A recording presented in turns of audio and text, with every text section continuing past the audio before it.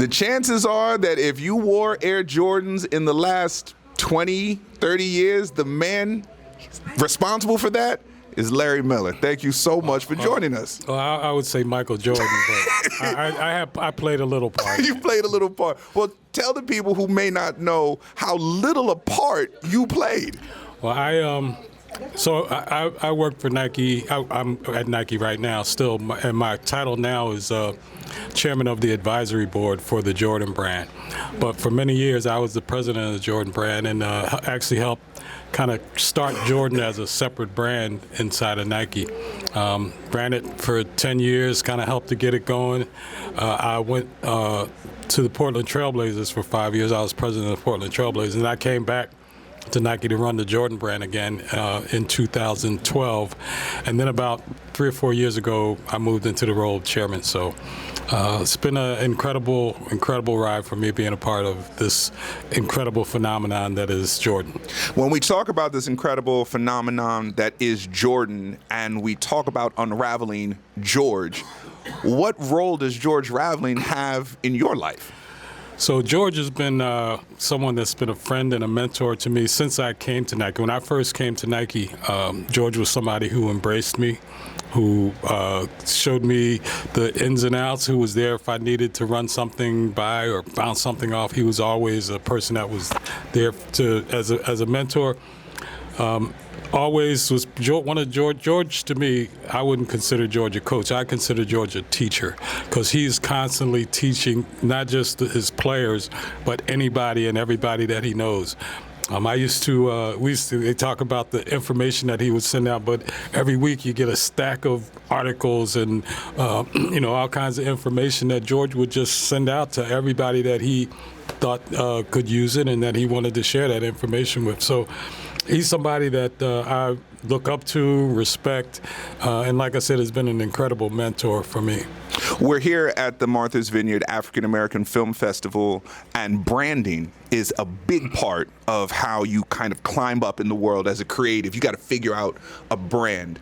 You, better than most anyone, understands branding. What would you tell young creatives out there that are looking to make their mark? How can they do it? Well, I think one of the keys to building a brand is there has to be authenticity in what you're communicating and how you're connecting with people. It's got to be an authentic connection with consumers because if it's not real or if it's not authentic, today, consumers ain't going. You can't fool people today, and so I would say, just make sure that whatever you're looking to brand or promote, make sure that it's authentic and the stories that you tell and how you share the information about your brand, make sure it's authentic. Authenticity, make sure it's your own. You have done that tremendously with the Jordan brand. What does the future hold for the brand and for Larry Miller? What's next? What's the next mountain that you want to climb? Well, for the brand, we're going to continue to look for ways to grow. But at the end of the day, the Jordan brand is more about inspiring people than it is about selling product. Yeah, we want to sell product, and that's a big part of what we do. But our goal is to inspire people through the product that we sell. So we want to continue to do that.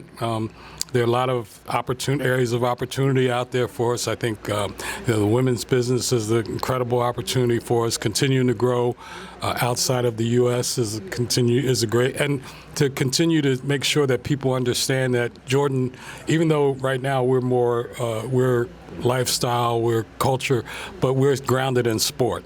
And that's what we want to make sure people understand. And, we've had some pretty good successes the last few years, whether you talk about Michigan winning the national championship or Jalen Hurts winning the Super Bowl or, the NCAA tournament last year. At the end, we had both teams were Jordan teams. So we've had some great success in sport, and we're going to continue to build around that. And we believe that staying grounded in sport is what allows us to go beyond sports. You are an inspiration yourself. Your book is on shelves. If you don't know who Larry Miller is, I'm telling you, go pick up his book. Can we tell them about it? You want to tell them? Is that okay? Sure. Oh yeah, please no. Tell them. Tell the people. I mean, I got the author, so you tell them about the book. My oldest daughter for years continued to say, "Dad, you need to share your story." And for years, I avoided it because I was concerned that if my story actually came out, that it would negatively affect what I've been working on and what I've been able to build. And but my daughter kind of continued to, I used to say she pushed me. She said, Dad, stop saying I pushed you. Say I encouraged you. So she encouraged me. And eventually I agreed. And so her and I worked on it for over 10 years. We worked on putting this story together. And the book came out about 3 years ago. And really what I was afraid to share was the fact that growing up, I was in and out of trouble. When I was 12, 13 years old, I joined a gang. When I was 16 years old, I shot another kid and killed him. Was charged as an adult, pleaded guilty to second-degree murder. Was sentenced to 4.5 to 20 years. Did the 4.5. Got out, went back to the same community and the same stuff, and ended up in and out of jail again. And the last time I was incarcerated, I had 5 armed robbery charges. I ended up getting 4 to 10 years. But when I got to the prison the last time, I had made up my mind that I didn't want to continue to live that life. I wanted to try to change my life, but I didn't know how to do it. But when I got to the prison, they had a program there where you could actually take college classes inside the jail. And then they had a program where you could live in these trailers like outside the jail wall and leave every day and go to school and have to be back by 8 o'clock at night. So I heard about that program. I decided to get into it and see if education was the route for me to change my life, and it turned out to be the route. I got my associate's degree while I was in that program. Transferred my credits and moved to a halfway house in North Philly. Transferred my credits to Temple University. Got my bachelor's degree in accounting, of all things. As a criminal, I decided to be an accountant. And then, started my career. But I, for 40 years, I kind of kept everything hidden. And when I was about to graduate from Temple, there was what was called the Big 8 accounting firms at that point. If you were graduating with an accounting degree, your goal was to join one of the Big 8. And the one I had kind of focused on was called Arthur Andersen. Yeah. So I ended up going there, spending the whole day interviewing with a number of people. And all day in the back of my mind, I'm thinking, should I share my story with these folks? Because all they knew is I was a young black man about to graduate with honors, and they were interested, and I was interested. So finally, I get to the last person who is actually the hiring manager, and I decide I'm going to share my story with him. And I start to tell this guy my story, and as I'm talking, I could see his face changing, like not in a good way. And finally, when I got done, he said, "Wow, that's an incredible story." And he reached in his pocket and he pulled out an envelope and he said, "I have an offer letter here that I was all ready to give you, but I can't give it to you now." He said, "I wish you the best, but I can't hire you." And at that point, there were a number of things going through my head.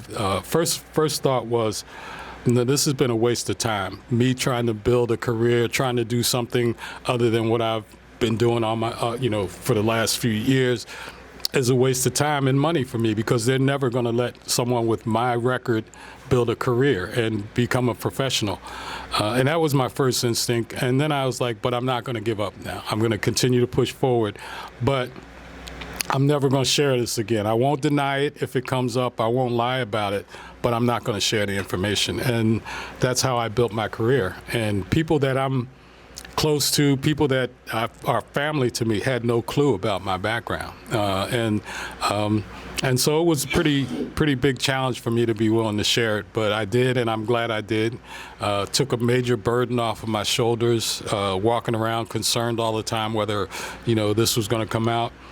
One of the other great things that came out of this is I had an opportunity to meet with the family of the young man that I shot, and was able to express to them my sorrow and remorse for what I did.